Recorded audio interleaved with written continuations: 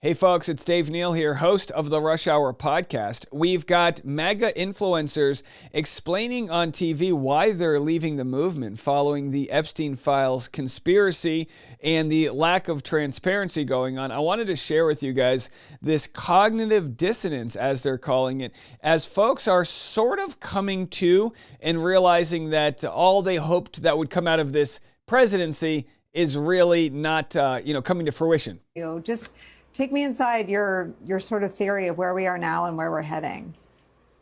Well, thank you, Nicole. It's a great honor to be with you and the esteemed panel. And for those who are meeting me, I want to apologize for my work on the 2016 and 2020 Trump campaigns. Wow, a MAGA influencer apologizing here. So, and again, this isn't just some random guy they plucked off the ground. This is somebody who's been working, since early into the movement. I don't think that there has ever been a time more so than right now in which more MAGA Americans are questioning their support for Donald Trump. And I think that there is a burgeoning cognitive dissonance pervasive across MAGA, and begotten from that dissonance are confusion and doubts. And by the way, it's important we know what we're talking about here. Cognitive dissonance.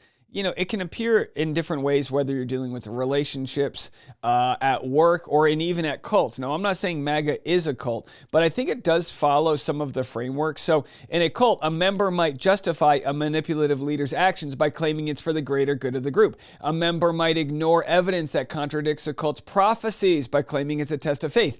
I see that when Trump calls people rhino, Republican in name only, right? So he calls people out that are conservative, that go against his teachings, his way, his movement, by saying, oh, they're rhino, they're trying to, and it lets the members of MAGA go, yeah, they're on the other side, they just don't like us.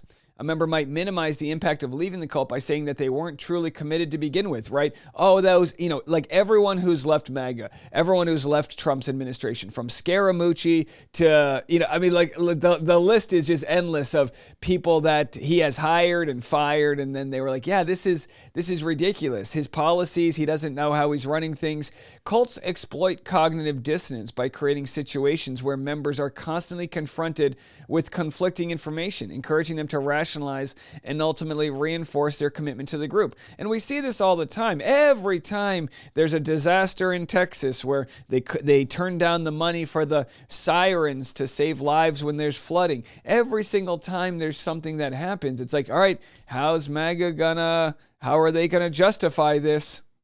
And so for any of those who are in MAGA who are going to see this, and you're wondering if this is in fact the movement that you thought you were supporting, I want you to know that I am with you because I know what you're going through. I said at the DNC convention last year that Donald Trump's toxic superpower is lying, and his lies exploit and manipulate his supporters.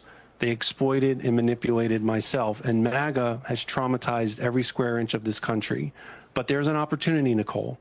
And I believe that that opportunity is one where we could see potentially a mass leaving MAGA movement. The MAGA fever, albeit slowly, is breaking, and I think that the president knows that. And I'll say this as far as how I feel about this movement. There does need to be critical mass for a movement. You can see it when it comes to riots, even January 6th. You can see it in good times, like positive parades, like. We thrive as humanity on that shared energy, that vicarious feeling. When someone gives a great speech, or when someone gives a speech that can divide people based on culture wars and fear, it does unite people, whether it's good or bad. And as the chips fall in the MAGA movement, it's gonna get to a point where if you don't have enough people attending the events, if you do not have enough of that motivation, where it could fall in a historic way. I don't know if that's going to happen. I truly don't, but it could. And MAGA is buttressed by lies and mythologies and conspiracies. And eventually, any movement or organization in which there is this dissemination of these conspiracies that we have seen recently, there is going to be a cannibalization of itself. And Attorney General Bondi is realizing and discovering a tenet of MAGA, which is that if you are not fully with MAGA, you are against us. That is the way we used to view those, whether they were Democrats or anti-Trump Republicans. If you were not 100% with us, you were against us. Do I understand why some would say that MAGA is a cult? I do get it. Do I think that there were some cult-like aspects to it? Yes, I know. I can attest to it. I lived it. But I would encourage people to more so look at MAGA as a community rather than a cult. And I agree. You can discuss the elements that are culty, but also realize people have the free will to leave. They just need the space where they're not considered evil, right? Say your parents or whatever, if like my parents seem for a lot of reasons to have, been sort of, I don't say radicalized, but it's almost like no matter what happens, they have a solution for why that happens. And it's always like, it's just one thing after another. But when you don't come at them and say, I'm going to cut you off, you're evil, you think this way, just remember to treat people with kindness. That way you don't become an aspect of the situation that keeps them from coming back. I hate to say it, but it's like, if you ever had your dog run out and you chase your dog and your dog runs away, and then the second you stop chasing your dog, the dog comes back. It's like, leave space for love and for acceptance for people that might, be realizing that the campaign promises haven't been lived up to. Here's a tweet from Republican Accountability, which shows Shane Gillis on the right here, massive, probably biggest conservative comedian in the world, kind of just really sharing through humor how ridiculous this Epstein story is. You can't promise the list and go, guys, what are you worried about this list we promised you guys? I know. It's so funny how clearly they got the list and went, guys, who even cares? Like, they obviously the whole time leading up to it were like, fuck that, we're going to get that fucking list. And then one day they were like, what are we even talking about? Also, you get the list and you go, me 7 times? Me again? Son of a bitch. And of course, there's new reporting coming out that the FBI worked like 24-hour shifts for a very long time to find out where Trump was mentioned in the whole FBI database. The thought being is that he wants to know what they have on him. And again, it's like, if you have nothing to hide, just release it all. Really, scrub it all clean. And a lot of things are emerging, like this moment from, I don't know if I have the date on this, but this was from when Trump was running for office in Duluth, Minnesota. A protester at Trump's rally raised a photo of Trump and Epstein right here, and Trump had him kicked out. Very obvious that Trump would have him kicked out. Mom, darling, go home. Trump said, "Go home to mom, darling, go home." And then it took a while to get the guy kicked out because he was sort of like, it was just kind of hard to get to him. So there he was being kicked out. Then Trump made fun of his haircut and whatever. But I mean, can you imagine a full crowd of people cheering for the removal of a guy who's really just trying to protest that Trump was very close friends with a known and convicted pedophile? It's wild times. Here's Steve Bannon on PBS's Frontline talking about Trump and the rule of law. It's very chilling the way Steve Bannon describes the way the country's going. Here's what we know. If you take power and exert it, this system's not so tough. You know why? They're all gutless cowards. The university administrators, they're not that tough. The big law firms, they're not that tough. The media, look who's cratered. How many times, look how they're settling with Trump. They're not tough. We're resilient, we're anti-fragile, and we're tough. The people around Trump are battle-hardened, okay? You're not gonna scare us, and we're not gonna stop. And what we know is you guys are a bunch of you will crater. PBS is gonna crater. You don't believe actually at your core in what you're trying to do.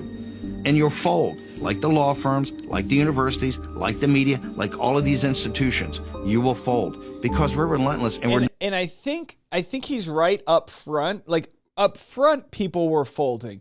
But once organizations realize that folding isn't helping out the cause, I do think folks are coming together. Now, they want to rewrite the districts so that the midterm election favors them and all that. It's gonna take rising up and understanding that you are no longer playing the game that you played a decade ago.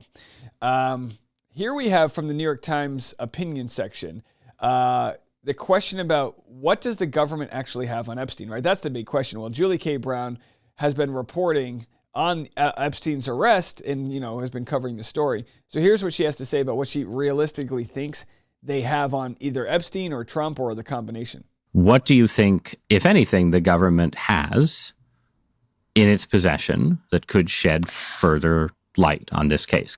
Well, they absolutely have files that they can release. They could release his autopsy report, for example. They could release his plane records, for example, the FAA records of where he flew. They could redact